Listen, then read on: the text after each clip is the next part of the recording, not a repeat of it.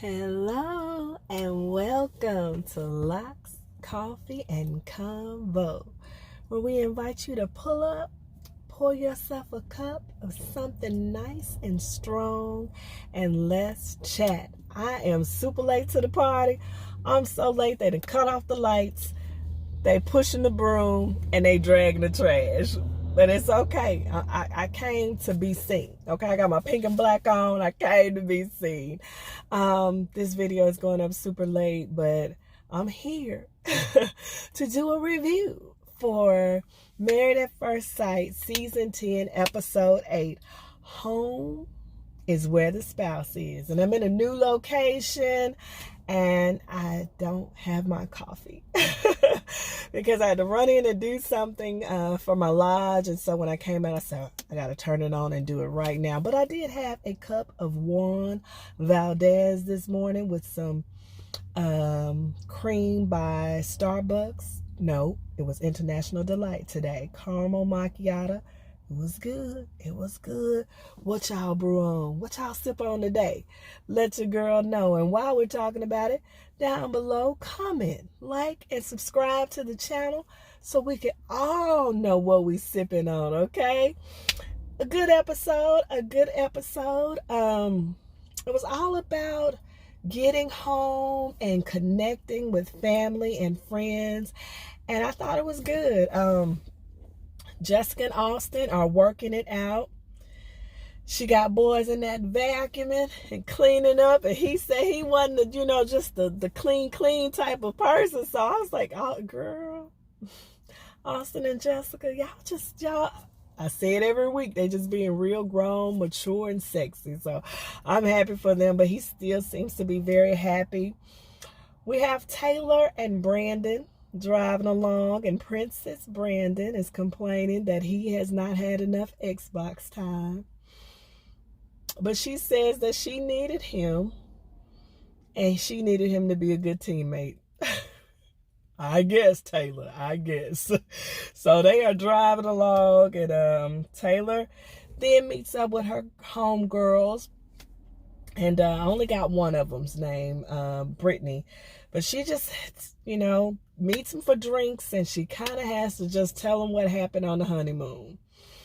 And I'm like, I don't even know if I could tell my girlfriends what happened on that honeymoon. I probably would be telling them, girl, I need y'all to go with me down here so we can go and get this thing annulled. But Tyler is a team player, and she's in it, okay? So she's telling them what happens, and one of her girls tell him that Taylor says she sees why they were paired together. She does. She says she sees why the experts put them together. And at that moment, I was thinking her homegirl should have said, girl, stop. He acted like that and you can still see. No. But she said she could see why the experts paired them together. And her friend Brittany said that she know it must be something Taylor really wants, because she's never seen her work so hard for something outside of her career. So, okay, I guess. So, Austin, he just keep piling on points. Of course, Jessica is a nurse. And so Jessica, nurses, they work like, they beast. They work hours. And so he cooks her dinner, and it's meatballs and quinoa and mixed vegetables, and she said it was edible. It sounded like something my husband would say. Yeah, it went down. It stayed down. So, but I thought that was really nice. I feel like Austin is totally leaning into this experiment. So I thought that was great. That's how it's nothing like coming home from a long day and finding a meal on the table, even if it ain't top chef, but just the fact that you come home, you slip off your shoes, you pour you a glass of wine, and the food is there. Good job, Austin. Good job. Katie and Derek meet with their parents. And Derek meets with his dad, and Katie meets with her mom. And let me tell you something. Katie's mom and Derek's dad, I was just like, I think they're related to me. Like, they're my older cousins. They're my older Caucasian cousins. I don't know, like, what side, like, if we second cousins, a third cousin, but we are related. Their advice was so spot on. I mean, them two couldn't have asked for better advice from their parents, especially in an experience like this. Katie is worried that Derek won't fall in love after the 8 weeks. And he's told her that it's a possibility that, well, he's pretty much told he won't. He don't see it happening in 8 weeks. And I feel like Katie's ex is the determining factor in why it's so important for Derek to be in love with her in 8 weeks, because her ex has given her what she wanted, even though he didn't give it to her when she wanted it. So I feel like Derek is fighting this unseen ghost with Katie, and Katie is putting him on this real, I don't know if it's an impossible task or mission, but we'll find out. Katie mom asked her to name 5 things she liked about Derek, and I thought that was a good question. She said he was sweet, he was affectionate, he was smart in some ways. The shade of it all. And she said she feels like he would be good with kids, and Katie's mom thought, well, that's a plus. And then Katie hits her with the fact that Derek is a little too comfortable. Derek has the need to let Katie know when he has to take care of the bathroom functions. And being too comfortable can be good and it can be bad. And I can see both sides of it. You want to get comfortable with your new partner, because if this marriage is going to last, you guys are going to be together. And you can't walk around on eggshells all the time. And you can't just be all tense and trying to look a certain way, button up a certain way, because that's not realistic. But in the same token, I understand what Katie means when she says, I don't need to hear the announcement of you going and dumping a load every time you need to dump a load. I'll assume you in there taking care of business. You ain't got to tell me. I won't bother you. She said you get a little too comfortable, a little too quick. And she said it takes away from the attraction. And it probably does, because when you hadn't been together that long, you want to have that shiny new. You want it to stay shiny and pretty as long as it can. And every time you look up, you got to hold your nose. Derek. And I don't used to have to do that about you, but Derek. So she just tells her mom, it's like living with a roommate. And that's not a pattern they need to learn. And they're young, and they started off really kind of spicy. So I hate to see that it's kind of going that way. She said she want him to leave some mystery. Girl, I understand. My husband's the type person to tell you he got to go to the bathroom and what he finna do. I know it's too much. Derek and his dad, they meet at Texas Jack. And he just asked him, how's it going? He said, last time I saw you, I got to find out your wife's name. And I thought that was cute. Derek's dad, the one who said this is bad shit crazy. I ain't gonna forget that. But then he tells Derek, goes in and tells him that he's losing the tingleness. And his dad says something very, very poignant. He said, you guys jumped off of a cliff. Okay? You can't keep that anxiety, it can't stay up here all the time. And I think Derek is looking for, and even Katie too, they're looking for that fireworks and star-spangled banners and that's not realistic. Marriage is work. Okay? And his dad says that you got to let your partner know that they are a priority, and you got to do the work. Okay? It's not going to always be tingling, butterflies and all that. That's not realistic. Okay? And Pastor Cal said something, and I didn't mention on my video, but I thought it was very poignant, that he says people feel like they fall in love, but in actuality, they grow into love. And I was like, okay, Pastor Cal, I might see why you're here. I might see why you're here. I might see why you're here. Because that's true. I know for me personally, that's what happened. I grew to love my partner. I didn't just fall. And sometimes people meet and it's cosmetic and not cosmetic, it's cosmic and it's pow, pow, pow, pow, and it's rushed in it. But most of us have that grow into love, Slow and steady wins the race. That's what my mom says. Slow and steady wins. So what I like about Derek is Derek says that he feels like at the end of the 8 weeks, there'll be enough there to continue the journey. And I don't think that's going to be enough for Katie. I feel like Katie wants to know all or nothing. And she says to her mom that I think at the end of 8 weeks living with somebody, I would know. Well, maybe not. You may not know, but you may know that there's enough there to continue to investigate. So her mom tells her that she don't think it can get any better. Well, that might have been a mistake. Katie got a little snap. She got a little attitude. She said, hey, and she told her mom, in other words, that may have been enough for you and you got married because you was pregnant. And I was like, oh. We're not talking to mama like that. Shh. I was like, oh, girl. And I get it. Katie does not want to have to settle. Nobody really wants to settle, but I definitely understood where her mom was coming from. Don't keep throwing the baby out with the bathwater, because you don't have all the pieces together right now. Doesn't mean that all the pieces won't come together. You know what I mean? You have to give things time. And if you got a guy that's in it with you, that's number one, and is willing to be in it with you, because sometimes they there by force, not by choice, and is just experiencing this journey with you, don't get so caught up in what you need to see it look like right now as opposed to what it could look like. So, like I said, they my older cousins, Derek's dad and Katie's mom. What's up, fam? They gave really good advice. He told Derek, I don't think you should have told her you didn't think you were going to not be in love at the end of 8 weeks.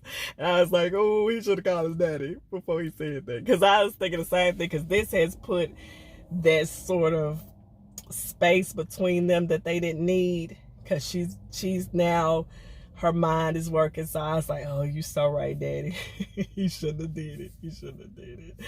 But I felt like both parents gave them some really great advice. We then go to the ladies, the guys, and the girls. They meet up and kind of just tell where they are. The guys meet at like a little, restaurant. The girls seem to be out in the park having a picnic. And everybody, Jessica and Austin, of course, are doing great. We have to hear about Taylor and Brandon. And I just feel bad for her having to tell people, this happened. Brandon. He's late because he's at work. And when he comes in, he kind of tells the fellas that they didn't know, like, they don't have the whole story of what happened, why he blew up. Taylor, they said that he did apologize to them, and I think they should have put that on camera, because they put it on camera when he was cussing and going off. So the apology should have been on screen as well. Just my opinion. But, he said that it was more to the story. Yeah. So we have that though, and I thought that was that's good that they get to kind of I say it's good, but not always, because if you hear that like a Jessica and Austin are doing good and I'm a Zach and a Mindy, that kind of probably puts me in a space. But this is what we signed up for. So Mike and Mika go Eminem. I'm gonna call him Eminem. Eminem goes spice shopping, and y'all, is it just me? It's probably me, but Mika just seems so. I don't know the term, and abrasive is too strong of a term, but it's what I got, so I'm gonna use it.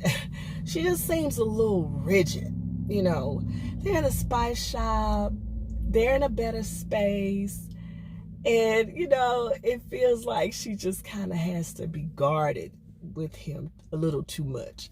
So they're talking about why they buying spices, and he said, well, what are we buying spices for?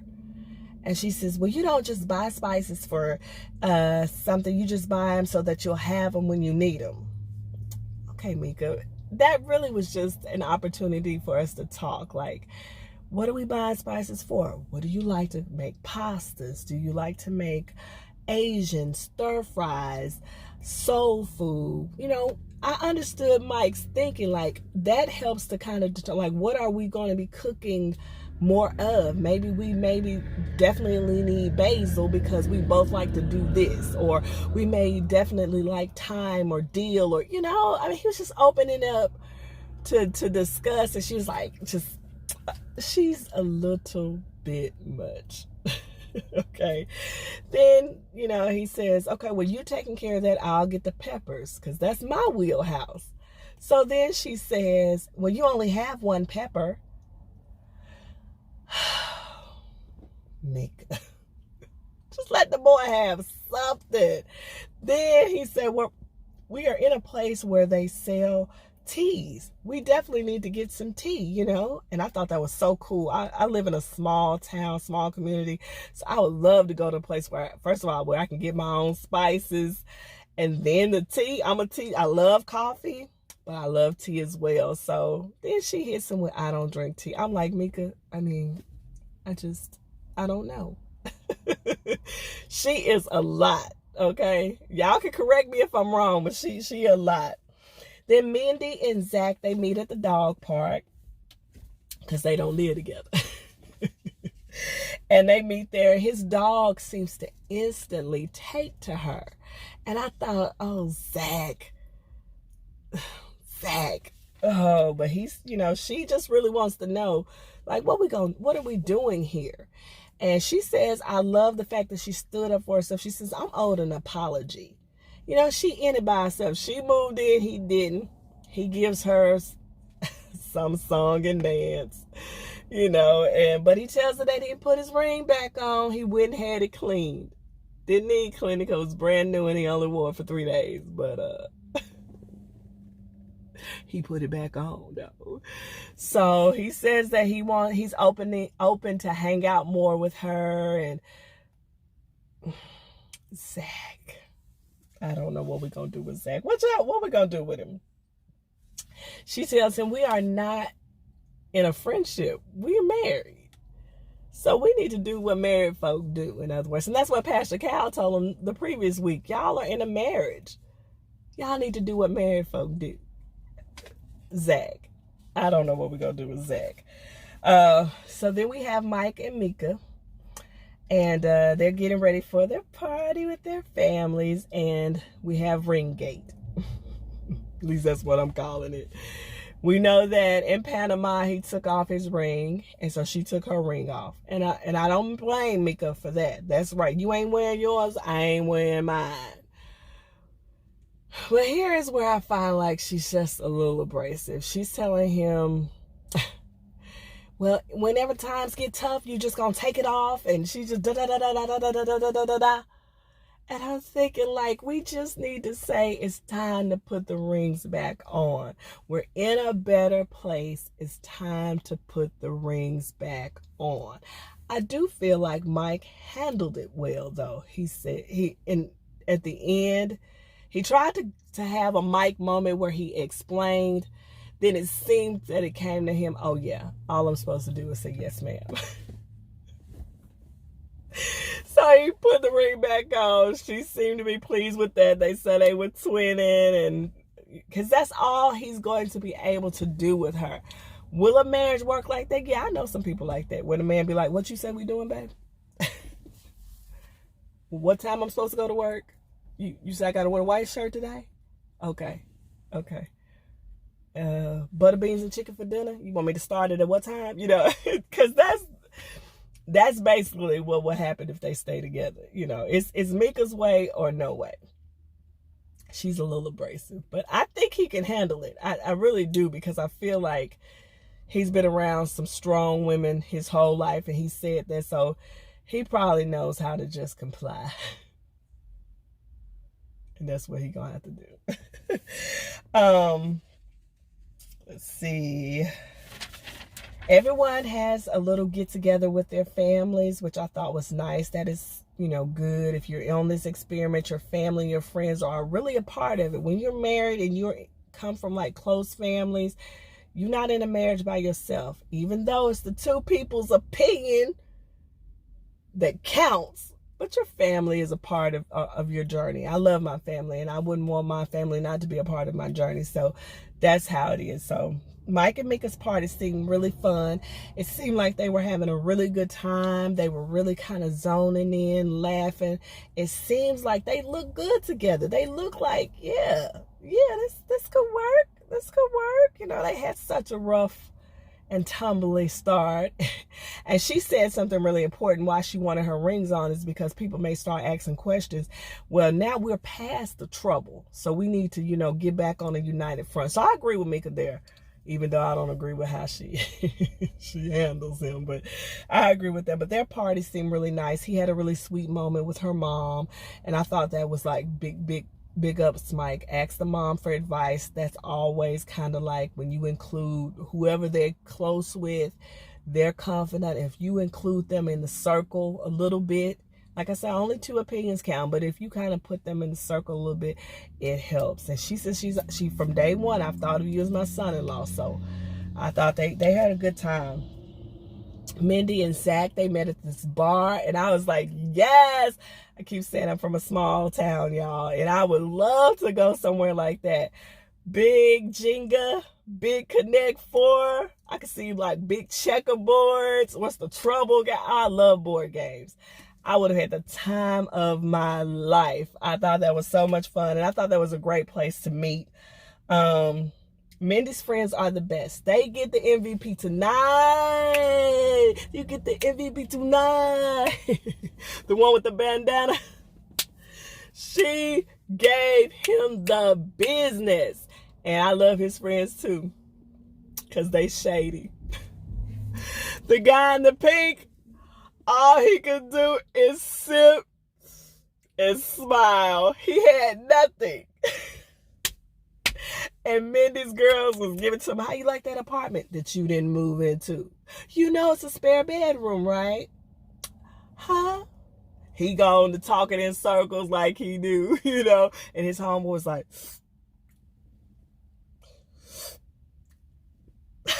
I was like, y'all ain't got nothing. He got nothing. But they gave him the business, and she said it so on point in her confessional. Them pretty words don't mean nothing, Zach. I want Zach to get into it and lean into it. Not because I think their marriage gonna last. I think they're mismatched. But she still has the right to have the experience. I was so glad to hear Taylor had Brandon in the spare bedroom. Yes. I don't even think, to me, Brandon shouldn't be in an apartment for his behavior in Panama. But we can coexist because we don't even have to be in the same bed. They got us a 2-bedroom. Zach, you and the dog, who seems to love her, could be over there in the spare bedroom. There's no excuse for this, Zach. You need to give this girl the opportunity to have the full experience. And then at the end, y'all walk out separate ways. That's it. All that old talking like we were thrust together on the honeymoon. I was like, Zach, don't say words like that. Y'all were matched, so of course y'all stayed in the same living quarters on the honeymoon. And I guess he felt like that was enough. And I understand what Zach is doing. Zach don't want to give Mindy any false hope. I get that. Because at the end of it, he knows he don't plan to stick around. And so he don't want to feel like he led her on. But here's the thing. Y'all signed up for this. So she's a big girl. She should know that at the end of the 8 weeks, they may not land. But at least give me the opportunity to have the experience. Zach. Them friends is on it. And I love them. Taylor and Brandon have a housewarming party / birthday party for her aunt. And baby, when I tell y'all I needed it, them friends, they came for him. They could have came a little harder, but they came for him, And they were supposed to. She told them to take it easy, but no. they were supposed to come for you. But that dog, Tyson, he got the memo. I said, oh, he's taking advantage of Brandon. I started to feel sorry for Brandon. I was like, oh my God, he gonna hurt him. I mean, that dog was tearing him up. He was taking it. Okay. But she said that I did some research and it says that Tyson was asserting his dominance. I don't know if that's what he was doing, but he was humping the hump out of Brandon. Brandon's almost started humping him back. I was like, you might have to. Because, honey, that dog was going in. But her friends went right into it. His mom, and she seems very quiet, so I won't say that she just didn't say anything, but the aunt, she did stand up for Brandon and said that her and Brandon had talked it out. But baby, I was hoping that the big buff brother was one of Taylor's friends, and the big buff brother was one of Taylor's friends. He went in. I wanted him to go in, but he didn't. But he went in enough. In his Ice Cube voice, that's the female. Yes, that's the female. You got real disrespectful, bruh. I was here for it. I was absolutely here for it. Then, of course, Taylor had to be the perfect Polly and stand up for him and say that they're getting past it, and if you say so. I thought it was nice. Derek and Katie have a housewarming party. Theirs was nice. They fixed up the apartment really nice. I'm telling you, Derek has some really good people in his corner. He had a friend who said something very poignant. He was like, y'all stop worrying about the timetable and just make some memories. And that's really all you can do on an experiment like this, is have the best time you can and grow as much as you can in this time frame. And then at the end, decide whether there's enough there to hang on to. So I'm like, Derek got some good folks in his corner. Katie was kind of shady when she took all her girlfriends in the bedroom and left his friend girl out there. I'm looking at you, Katie. You something else, girl. I thought that, did I lose my other page notes? I thought that Jessica and Austin's party was really nice, yeah. And his boy Brady showed up with the beer. I was like, everybody needs that homeboy. They can just show up with a 6-pack. They played beer pong. Just a good time. I thought Austin's sister was really, really sweet. And they just, if they not brother and sister, I'm happy for them. I am so happy for them. But I thought all in all, the meeting of the family and friends went well. Zach and Mindy met up after the meetup at the bar at her place. She met up with her friends, and her friends seemed real disappointed when she told them that he was coming over. They wanted to roast that boy some more. But he was coming over, but he came over with the dog, and he brought wine. He said he brought a big one so he'd have a reason to come back. Zach. Then Taylor and Brandon are cleaning up, and they get into, have they gotten past it all? And not that I have any sort of hope for Brandon. I kind of get what Brandon is saying, though, in a sense that if we're going to be past it, we're just going to have to push past it. And we don't need to keep bringing it up. But Taylor needs you to say something of substance that lets her know that y'all are past it, Brandon. Okay? Don't just tell me I agree with you and shaking your head so you can get in there and play Xbox, princess. She needs you to be engaged, just like Zach. Be engaged. Give them women them experience. Even if it don't work out, let them have their experience. I don't know what we're going to do with them boys. Zach and Brandon. But it was another good week. I'm glad to be here with you guys. I plan to come back with a bunch of content this week. I know I took off last week. Forgive me. But I plan to come back this week with a bunch of content coming really soon. Maybe a video every day from here on out. I hope. That's my plan. So don't forget to like, comment, and subscribe. and I will be